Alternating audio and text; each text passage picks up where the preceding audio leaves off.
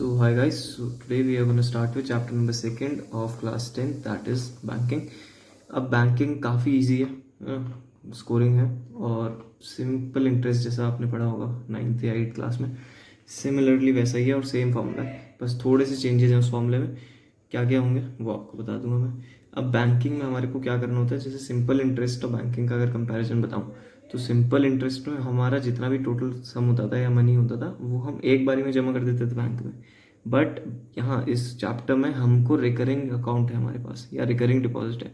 अब recurring deposit से क्या समझ में आता है हमें कि रिकरिंग डिपॉजिट मतलब मंथली इंस्टॉलमेंट्स डाल रहे हैं, ठीक। तो यहाँ पर जो हमारा प्रिंसिपल होगा वो हम लोग लिखते हैं मंथली इंस्टॉलमेंट्स।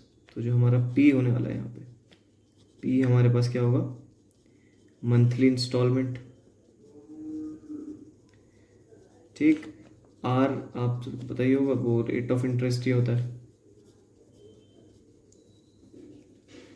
टाइम यहाँ पर हमें बस टाइम में थोड़ा सा ध्यान देना पड़ेगा कि जो टाइम है हमारे पास, टाइम हमें यहाँ पर लेना पड़ता है इन मंथ्स, ठीक। तो टाइम अगर हम मंथ्स में ले रहे हैं तो उसको हम डिनोट करते हैं स्मॉल एन के साथ। तो टाइम हमें यहाँ पे स्मॉल एन रखना है। बाकी फिर हमारे पास एस आई आएगा, ये आपको पता है कि ये होता है सिंपल इंटरेस्ट। अब सिंपल इंटरेस्ट का फॉर्मूला क्या होगा, है ना, जैसे हमने नॉर्मली क्लास 9th या 8th में पढ़ा होगा, सिंपल इंटरेस्ट होता है P into R into T upon 100। Similarly ये भी उसी की तरह होने वाला है, यहाँ पर भी हम पी रखेंगे, इसको आर से मल्टीप्लाई करेंगे, पी इंटू आर। टाइम यहाँ पर हमारे पास मंथ्स में है तो हम टाइम की जगह एन रखेंगे। बस एक छोटा सा मल्टीप्लीकेशन और है कि इस एन को हमें n+1 के साथ मल्टीप्लाई करना है और होल डिवाइडेड बाय 100 तो है।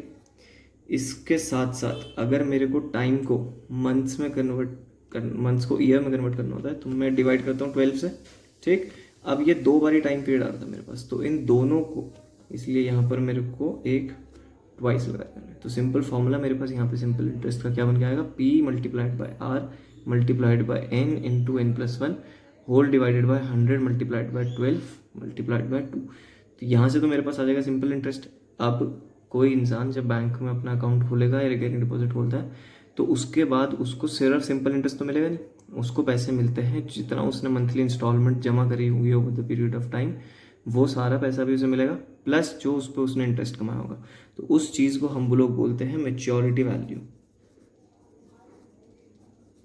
मैच्योरिटी वैल्यू इसको हम डिनोट कर सकते हैं MV से। तो मैच्योरिटी वैल्यू का फॉर्मूला हमारे पास क्या बन के आ सकता है, कितना पैसा उसने जमा करा पर मंथ, ये था P, कितने महीनों के लिए करा हमने मल्टीप्लाई कर दिया इन महीनों के साथ, और इसी के साथ उसको क्या मिल जाएगा, उसका जो भी सिंपल इंटरेस्ट था। तो बैंकिंग चैप्टर में हमारे पास दो ही फॉर्मूलेज हैं, एक सिर्फ सिंपल इंटरेस्ट का फॉर्मूला और दूसरा ये मैच्योरिटी वैल्यू का फॉर्मूला। इन दोनों फॉर्मूले से हमारा पूरा चैप्टर खत्म हो जाएगा। तो अब कुछ क्वेश्चंस को देखते हैं। तो अब एक सिंपल बेसिक सा क्वेश्चन है हमारे पास यहाँ पे, a man deposited ₹1000 per month in a recurring deposit account for 3 years at 8% per annum, the maturity value will be. तो जो भी चीज़ें हमें दी हुई हैं पहले तो हम उसे लिख लेंगे। 1000 पर मंथ, ये हमारे पास क्या दे दिया उसने, प्रिंसिपल।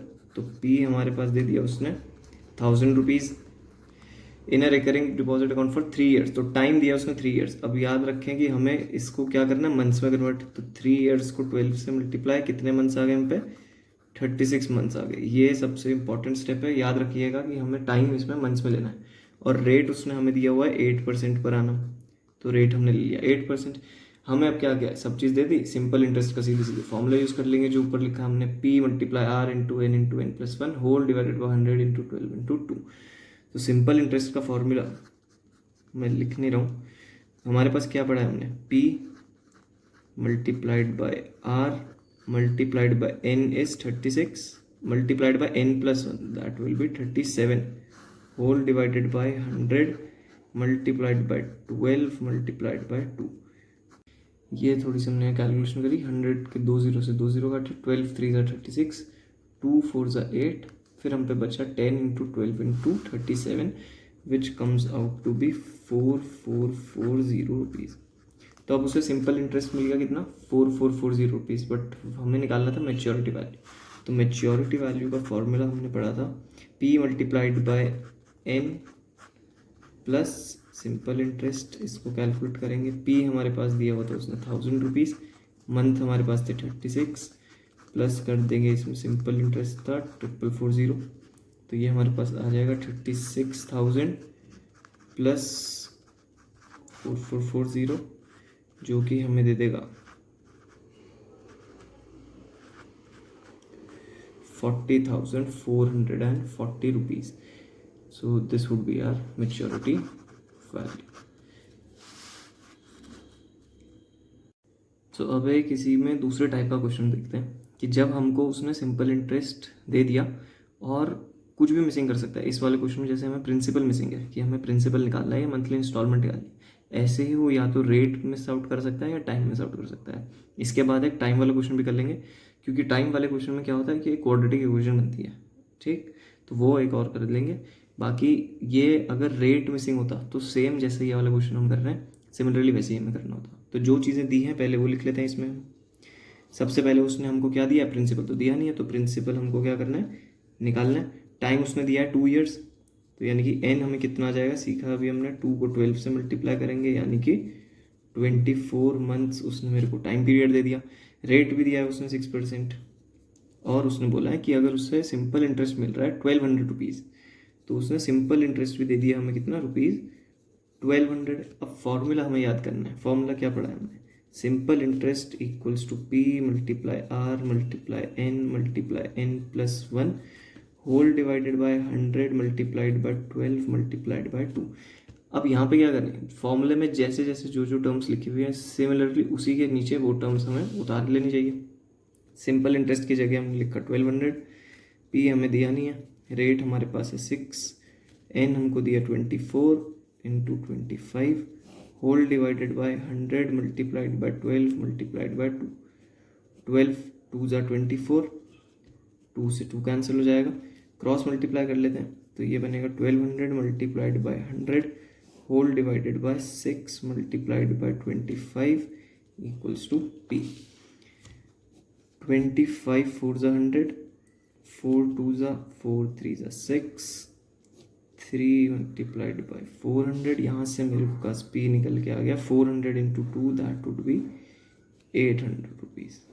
तो यहाँ से हमें पता चल गया कि उसकी मंथली इंस्टॉलमेंट कितनी है, 800 रुपीज़।